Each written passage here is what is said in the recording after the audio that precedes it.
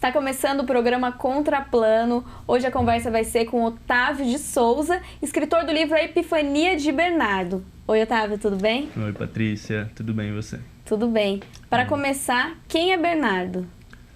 Bom, é um protagonista do livro. E ele é viciado em drogas, ele tem uma banda, a qual ele é guitarrista. E ele está em um momento da vida dele que ele precisa se resolver a que rumo ele vai seguir, né? Ele tem um amor que acabou pela ex-baixista, né? A ex-namorada dele, a baixista da banda. E ele precisa superar isso. E aí, quando ele descobre que a vocalista da banda dele é apaixonada por ele também, isso dá um vigor a ele. Só que ele recebe uma oferta de R$1.000 para experimentar uma nova droga. E ele fica confuso. E ele permanece confuso o tempo todo e cheio de conflitos. É uma droga fictícia. É uma droga fictícia. Legal. É uma droga experimental, uma droga nova, assim, que ainda não... que precisa de cobaias para serem Tipo daquele testadas. filme Lucy. Tipo daquele filme Lucy. Sei. Só que talvez menos potente, de elevação de QI e tudo mais. Mas é tipo ela, assim. Legal. Que faz ele embarcar numa espécie de Matrix, né? Acho que seria um outro filme legal pra comparar também. E de onde surgiu a ideia? Olha, eu não sei muito bem de onde, mas aos 18 anos eu tava vivendo esse mundo da música, do sexo, drogas e rock and roll. 8 anos? 18 anos? 18. Ah, sim. E aí eu tive essa ideia. E desde então comecei a trabalhar nela, veio a ideia meio que pronta, eu achei que seria muito legal escrever um livro nessas nuances, né? Ele fala um pouco de você? O Bernardo é um pouco você? Olha, eu me identifico com ele, mas muitas pessoas que leram também se identificaram. Então eu acho que ele é um personagem que ele possui conflitos e questões, como qualquer outro, mas ele é uma outra pessoa. É que as pessoas comentam muito que quando se escreve um livro, né, você se sente um pouco exposto, porque muito do livro é um pouco de você mesmo, é a sua história, né, a sua bagagem até chegar ali e estar no livro, né? Com certeza, mas e sim, eu acho que isso é legal, né, você conseguir se rasgar de uma forma e colocar isso dentro do papel, né? Desconstruir, né? Isso. E eu me lembro que em muitos momentos foi emocionante estar escrevendo. Porque os conflitos, muitas vezes, do Bernardo também eram meus, ou foram. E, às vezes, só de estar escrevendo e também estar me colocando na posição daquele personagem, então, de uma certa forma, eu também estava passando por aquilo no momento que escrevia, né? Você demorou quanto tempo para escrever? 5 anos, Patrícia. 5 anos. É. E em 5 anos muita coisa acontece, né? Muita coisa. Como é que foi, assim? Você mudou o rumo da sua trama ou não? Você continuou, você preservou a essência do seu livro ou você foi mudando aos poucos nesses 5 anos? Eu preservei a essência, fiz de tudo para preservar. Mas quando eu comecei a escrever, eu estava muito empolgado, né, com as coisas que o mundo do rock e tudo tinha para oferecer. Então eu ainda estava muito na pureza, talvez, das coisas. E com o passar do tempo, a obra foi criando maturidade, né? E eu comecei a ter mais controle também do que eu queria dizer, mais noção do que a personagem era. E então essa escrita foi se tornando... Eu deixei de ser tão... de estar dentro da obra e escrever meio que descompromissadamente, e passei a ter mais controle de onde eu queria chegar com aquela obra, sabe? Então, se no começo eu tinha uma certa visão de que, poxa, as drogas, vamos legalizar, cada um tem o direito de fazer o que quiser com a Que própria você tinha 18 vida. anos, que você tava naquela fase que você falou. Exatamente. Só que daí, com o passar do tempo e vendo todos os males que estavam causando a mim, as pessoas ao meu redor e tudo, eu fui vendo que o livro, apesar de continuar tendo essa mesma visão de que cada um faz o que quiser com a própria vida, eu não poderia passar essa mensagem no livro, sabe? Sim. Porque, e até mesmo o Bernardo, passando por tudo o que ele passou durante o livro, ele também não poderia ser abraçador dessa causa. Porque as pessoas, todos, eu acho, eles não estão interessados numa causa maior.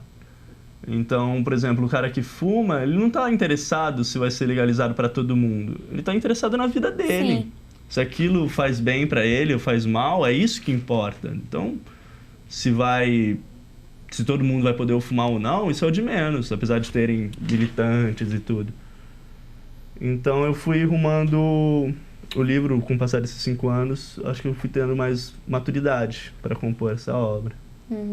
E aí você voltava também no que você já tinha feito para alterar alguma coisa ou não? O que você fez e só complementava depois? Um pouco dos dois. Porque assim, teve um primeiro momento que eu escrevi tudo, assim, e aí eu voltei e fui, né, reformulando frases, moldando as coisas ou incorporando mais palavras para deixar o texto mais apresentável. Só que, ao mesmo tempo, por mais forte que fosse a vontade de mudar algumas coisas, alguns acontecimentos, eu resistia, porque eu não queria que fossem 5 anos escritos e aí apenas o último ano, o 5º ano, a obra fosse determinada ali. Sim. Eu queria que fosse um livro de 5 anos que realmente tivesse sido de 5 anos. E tinha pausas ou não? Você precisava de uma pausa nesses 5 anos ou você sempre, sei lá, toda semana ia lá escrever um pouquinho? Não tinha regra. A hora que batia inspiração, a hora que desse a vontade. Geralmente eu gostava de escrever nas madrugadas, então quando tinha a possibilidade de estar sozinho, em silêncio, ouvindo as músicas que eu queria ouvir, eram nesses momentos que eu escrevia. Mas não tinha regra. Às vezes eu fazia pausas imensas de mais de um mês, às vezes mais do que um mês. Às vezes você não queria saber do Bernardo. Isso. Mas tinham vezes também que todo dia eu pegava, empolgava e ficava escrevendo, sabe? Mas pro final, o final foi bem assim mesmo. E aí depois que ficou pronto, como é que foi o processo de distribuição dos seus livros? Você foi independente? Você procurou uma editora? Como é que foi? Eu fiz uma oficina, na verdade, com o editor, Giostre. E aí, eu conversando com ele, né, participando da oficina, eu lembrei que eu tinha um livro. Nossa, eu tenho um livro. E aí comentei com ele da obra. E ele ficou interessado em publicar, falou para eu entrar no site da editora e fazer o processo de seleção deles, que era enviar a sinopse, depois 20 páginas do livro e depois o livro todo. E aí, fazendo tudo isso, ele ficou interessado e me fez uma proposta. E eu aceitei essa proposta. Então, né, o processo de divulgação foi lançamento, né, e depois do lançamento eu levei para festivais, oferecer livro para os amigos. Só que o interessante é que eu achei que fosse mais difícil publicar, né? E eu acho que talvez muita gente deve passar por esse processo. Talvez não, é mais um desânimo, né? Por não querer escrever porque acha que vai ser muito difícil publicar. Sim, sim. Só e é legal as pessoas saberem que não é. Exatamente, difícil, não né? é. E, assim, minha obra é um livro de 400 páginas. Mas se eu tivesse começado, né, lançando um livro de 100, um livro menor, um livro de contos, teria sido ainda mais fácil, sabe? Sim. Eu acho que as pessoas precisam, né? E você usou um método que é escrita espontânea. O que é essa escrita espontânea? Olha, eu não nomeei desse jeito, né? Você até me deu uma aula agora há pouco, porque, na minha opinião, é uma escrita que ela não obedece a regras, estruturas, e também não precisa de um... Bom, tudo que ela precisa é você sentar na frente de um computador ou pegar um papel e uma caneta e escrever. Inspirado no que você tem dentro de si, sabe? E não ir buscar em algum lugar que não seja fora de você. Sim, sim. Vem de fora no sentido de que todas as inspirações que vêm de uma sociedade, elas são externas. Sim, influenciam. Mas a partir do momento que você inspirou essas vibrações, essas coisas que você enxerga, então... E aí você coloca no papel, então é como se fosse um filtro, né? Eu acho que de tudo isso, e aí você expõe sua visão. Então eu chamo de escrita espontânea esse processo de não se... de se permitir falar o que você quiser falar. Sem seguir nenhuma escola literária. Exatamente. Você diz, né? A sua escola literária. Você determinou aquele padrão. Exatamente. Né?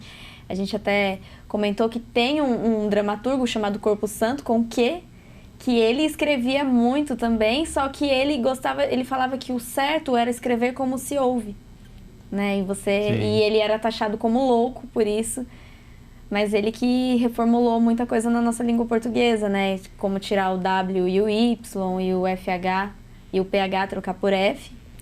E você já foi considerado meio louco também por não seguir uma escola literária ou não? Bom, eu sofro. Já sofri mais, mas hoje em dia eu começo a me aceitar de ser uma pessoa que foge um pouco das rotinas da sociedade, né? Então, assim, essa marginalização acaba levando a gente para alguns caminhos que você se sente que não integra Porque a sua mãe é professora de português, ela né? E ela comentou alguma coisa sobre isso? Qual que foi a opinião dela? Sobre isso... Sobre o seu livro, sobre o seu método, né, de escrita espontânea. Bom, ela adorou. Ela adorou. Legal. O livro foi a primeira vez que eu consegui fazer algo que realmente agradasse a ela. Porque antes, as obras pequenas e tudo, sempre tinham algo a melhorar e tudo. E isso passou mais a sua essência. É isso. Acho que fez eu me tornar uma pessoa que eu cobro bastante de mim mesmo. E principalmente em relação à escrita. Mas, assim, ser taxado de louco, acho que mais por querer seguir a arte mesmo, né? Querer viver só de arte. Eu acho que só de você querer isso, as pessoas já vão te falar que você é louco, né? Sim, porque louco hoje em dia é muito subjetivo, né? Até mesmo o próprio Corpo Santo, a gente não sabe se ele era louco mesmo ou se as pessoas falavam que ele era por ele pensar diferente. E, por exemplo, Van Gogh é um dos maiores pintores e, assim, ele ficou louco, cortou a própria orelha, se matou, mas... Sim. E aí, quem rouba, quem mata, quem tira dinheiro da educação, Sim. Isso não é loucura? E a paz interior, né? Então, acho que existem conceitos de loucura e normalidade que estão um pouco deturpados aí, né? Então, depois do intervalo, a gente conversa um pouquinho mais sobre esse conceito de loucura e um pouquinho do conceito de felicidade também, que é o que move o seu livro, né? Um pouco da história desses dois mundos, de você procurar um pouco mais o sentido da sua vida em outro mundo. Legal. E o Contraplano volta daqui a pouco com mais Epifania de Bernardo para vocês.